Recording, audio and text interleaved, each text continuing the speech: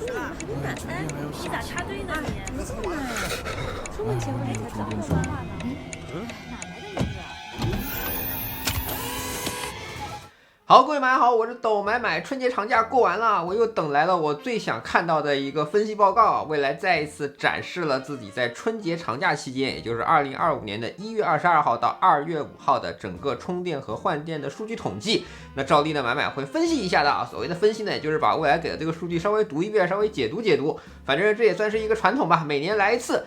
那随着电动汽车的销量增长，电动汽车跑长途是一个很常见的行为啊。像我这样的种子用户，我在2017年大家都喊着电车是电动爹的时候，我就开始跑了。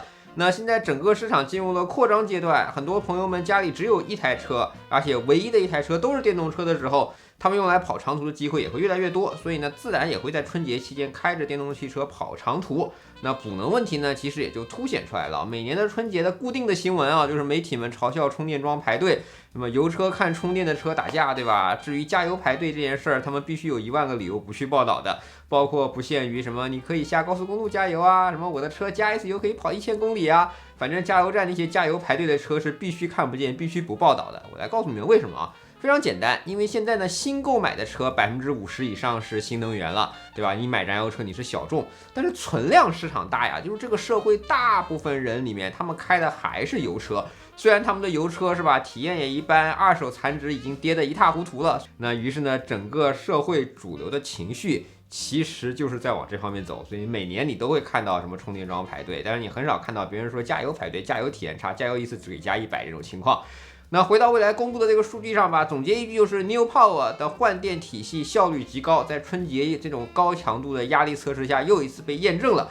春节期间，全体未来车主们从下单到排队到完成换电，全过程的时间是9分16秒。这在车主已经大幅度增加的情况下，比2024年还又缩短了11.89%的时间。这个时间是你开着一台未来车，在距离换电站还有200米的时候，车机就自动下单了。从这个时刻开始，就开始计算你的时长了。真正的换电时长，就纯粹的机械运转的那一部分，普遍时间是2分40秒到3分钟之间。9分16秒的平均时长，对于充电来说，可能前面一台车刚刚走，你刚刚把车位给抢完，刚插上充电桩，刚扫完二维码，还在等着充电桩把功率爬上来呢，那台未来车主就已经开走了。未来敢公布自己的全过程时间是9分16秒。未来的车，便宜的车20多万，不到30万就可以买到，贵的车要60多万。这些车跟价格没有关系，它们的补能时间是一致的，这跟你加油是一样的。很多车如果你价格便宜的话，充电是慢的，这我们后面还会再聊。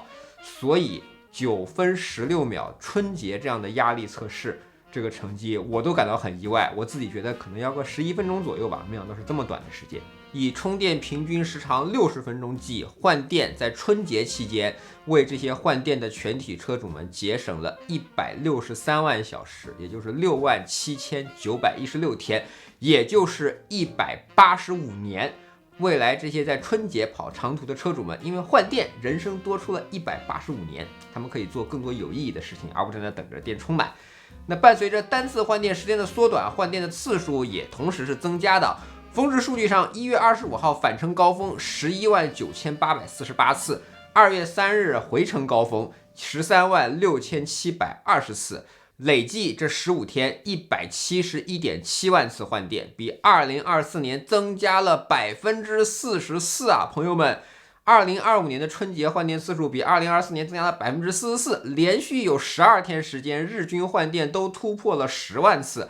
蔚来现在是有70万车主的，年年被喊着要倒闭的蔚来已经交付了近70万台纯电车了，子品牌乐道也交付了超过2万台车了。如此多的换电次数，意味着电动车跑不远是不存在的。总行驶里程6.2亿公里，1888位用户行驶里程超过了5000公里，15天超过5000公里的行程，有78204位用户单日行程超过了500公里。最远的一位车主一路换电3100公里，那可能很多非蔚来车主们觉得非常夸张啊，但是像我这种经常开着蔚来跑长途的，3100公里也还好吧，对吧？那充电桩方面，蔚来自营的充电桩提供充电服务106.6万次，80%的订单来自于非蔚来用户，包括比亚迪、特斯拉、理想等210个汽车品牌。反正呢，从数据上来看啊，蔚来包含自己自营的 6.4C 超充桩在内，对于自己的车主来说，充电也只是换电的补充。是的，蔚来有着车企建设最多的充电桩，甚至还有640千瓦 6.4C 的充电桩，它还在坚定的走换电路线。请注意这句话的含金量啊，蔚来是可以换电，它也可以充电的。但是蔚来很清楚，只能充电的话，局限性在哪儿？所以也两条腿走路，可充可换，而且坚决的在推进换电的建设。说起来的道理也很简单，因为换电站呢就是一个储能站，电池的充电速度呢就是会受到电网速度的限制。春节期间就特别明显，春节每个人都要充电的时候，那电网一分流，每个人都快不了。每个人都想要最大功率的时候，那每个人就都没有最大功率。而换电站呢是一个蓄水池，它就是可以用时间去换功率的。那顺带解决了你在充电的时候要下车踩水，排队的时候要跟人打架，充电扫码的时候那个充电枪上恨不得有100个二维码，你不知道扫哪个。不同的车充电起来功率还不一样，明明有一个快速充电桩，前面还有台增程车，它就是不加油，它非要充电，让你干着急在那等着。那每台车不管什么价格，不管哪年的车，换电时间机械部分就是3分钟完成。很多人问，车如果卖的特别多的话，那换电站排队怎么办？如果车卖的特别多，李斌都要笑出花来了。车卖的少，换电站的经营才贵呀；车卖的多，那就多建呀。到今天2月7号，蔚来在全国有3107座换电站，高速公路就有946座换电站，平均每座换电站单日60单就盈利了。上海182座换电站里面很多都是属于天天盈利的状态。高速公路呢有一些风骨差异，像平时就没有那么多人用嘛。那像春节什么的 ，S26 珠永高速东阳服务区一天换了183单。G50 沪渝高速长兴服务区一天换了175单，那都遥遥赚钱啊！所以车卖的多才好啊，换电站就会更多啊，是吧？换电线线通，你以为是说得玩的？啥意思啊？换电站到了线线通，未来的车也是线线通的，就这么简单。倒是充电桩，尤其是超高速的充电桩，在没有人充的时候才有超高功率，人一多反而功率就下降了。更不要提反复高功率充电对电池寿命造成的减少了，下一次充电你就没这么快了，对吧？这话我也不是在危言耸听，现在不就有车企正在这么干吗？你作为消费者，你遇到这个情况的时候，你啥也干不了呀。他跟你说电池的衰减是自然逻辑，是自然情况，你有什么办法呢？充电理论上非常美好，现实的骨感情况太多了，不同价格的车充电时间不一样。你开一台老款车充电就是比新车时候慢，但是呢，只要这台老款车在你的前面，你充电再快，你也得等它充完你才能充。一台电动车买回来的时候充电快，用了几年之后充电变慢了，一个充电桩夜半无人的时候充电快，人多的时候充电慢了，这些事情都不对，都非常的挑战大家常年加油的这种人性。只有换电才能无视车型、无视电池、无视充电桩功率，给你3分钟补能的体验。